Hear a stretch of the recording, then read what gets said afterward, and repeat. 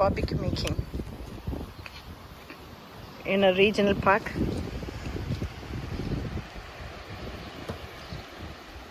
So எல்லா regional பார்க்லேயும் இது மாதிரி ஒரு அடுப்பு இருக்கும்.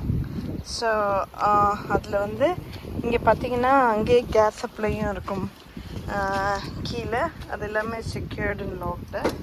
அதுக்கப்புறம் இது வந்து இதில் எல்லாமே ஆட்டோ எக்ஸ்ப்ளனேஷனு. ஸோ இது நம்ம குக் பண்ணுற மாதிரி தான், வீட்டில் குக் பண்ணுற மாதிரி நல்ல சூடாக வரும்.